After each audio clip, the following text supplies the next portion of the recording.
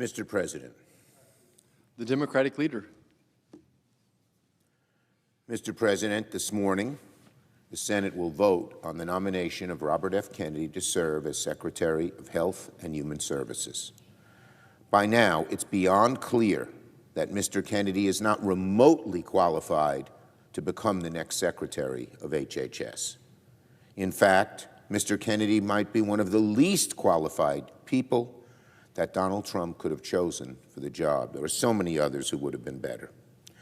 I'm very proud that every single Democrat will oppose Mr. Kennedy's nomination, because Democrats know better than to elevate a conspiracy theorist to the top health care job in the country. I know some of my colleagues feel the same way privately. In fact, if the Senate held a secret ballot today, I'll bet Mr. Kennedy would never come close to becoming confirmed, and that many, if not most, Republicans would vote against him. I think most likely most Republicans would vote against him if there were a secret ballot. But sadly and unfortunately for America, Republicans are being strong-armed by Donald Trump and will end up holding their nose and voting to confirm Mr. Kennedy. What a shame. What a travesty. I urge my Republican colleagues to think very carefully one last time before rolling the dice on Mr. Kennedy. A vote to confirm Mr. Kennedy is a vote to make America sicker. Mr. Kennedy has made a living not by promoting public health, but by actively fighting it. Mr. Kennedy is the face of the modern anti-vaccine movement. Mr. Kennedy has spent decades profiting off vaccine misinformation.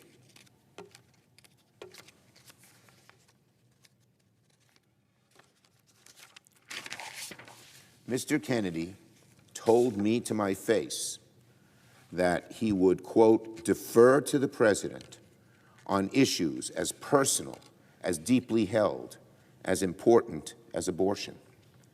Well, how do we know that Mr. Kennedy won't just defer to the president, who is far from an expert on health care, on other issues and health care issues as well? It's simple. We don't.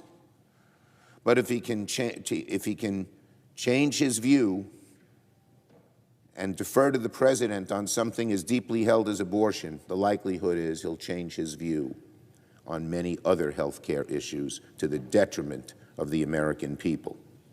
One thing he won't change his views on is vaccines, I am sure, because he's held that so deeply. My Republican colleagues should think very carefully before voting to elevate a vaccine skeptic, a conspiracy theorist, to oversee our health care system. If confirmed, I fear greatly that Mr. Kennedy will take steps that severely undermine public health, weaken safety standards, and put the needs of for-profit corporations ahead of the needs of American families. And sooner or later, public backlash is going to build, and Republicans will have wished they hadn't signed their names for such a troubled nominee. So one final time, I implore my Republican colleagues to reject the nomination of Kennedy to be Secretary of HHS. A vote to confirm Mr. Kennedy is a vote I truly believe many, many Republicans and most Americans will eventually very deeply regret. Now on costs, lowering costs for average families in the budget resolution. Well, my colleagues, ladies and gentlemen, my fellow Americans, welcome to the age of Trumpflation. Trumpflation.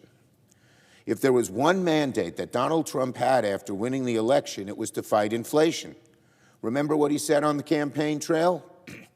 He said, quote, "When I win, I will immediately bring prices down starting on day one." Starting on day one, he said he will bring prices down. Well, today is day 25, and inflation is not down, but actually up by 3%, higher than what economists were expecting. At the grocery store, the price of pork and chicken and beef are all up. Eggs are up 15% from last month. Gas prices are up 2% from last month.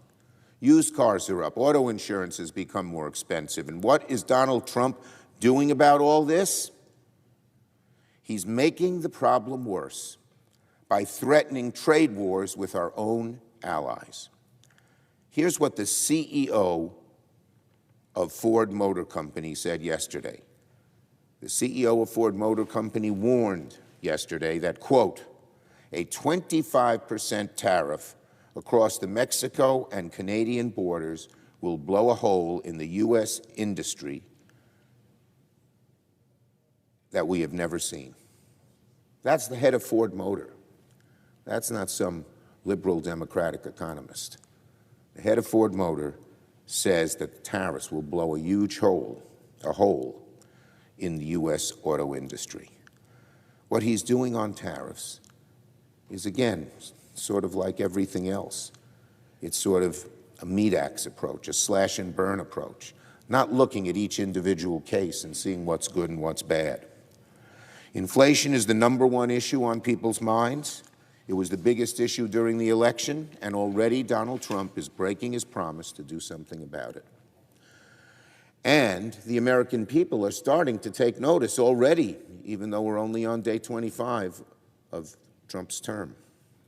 A recent CBS poll showed that 66% of voters do not think Trump is focused enough on lowering prices. 66% of voters do not think Donald Trump is focused enough on lowering prices.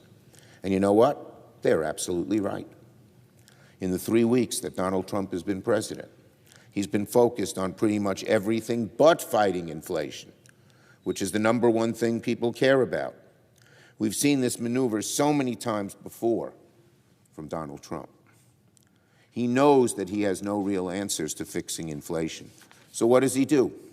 He distracts, he distorts, he says ridiculous and wild, strange things, hoping to distract the country from the fact he's not doing his job. It's why he talks about things like renaming the Gulf of Mexico. It's why he's talking about hotels in Gaza. It's why he's talking about annexing Canada. None of these things have anything to do with the thing that matters most, lowering the cost of living for average American families. And meanwhile, what are the Republicans doing here in Congress?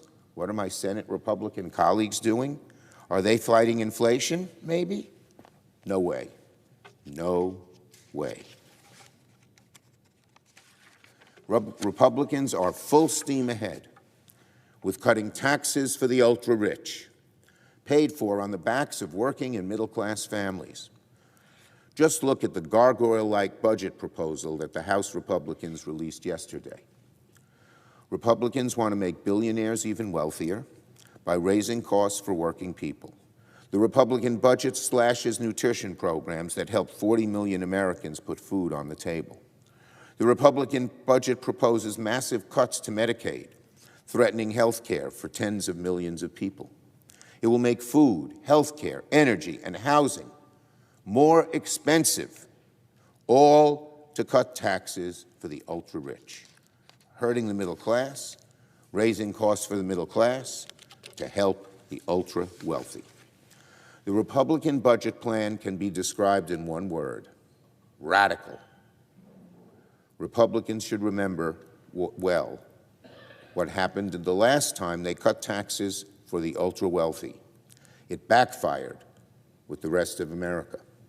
If Republicans try to cut taxes for the ultra-rich again, history is going to repeat itself, and it will cost them dearly at the ballot box. I yield the floor and note the absence of a quorum.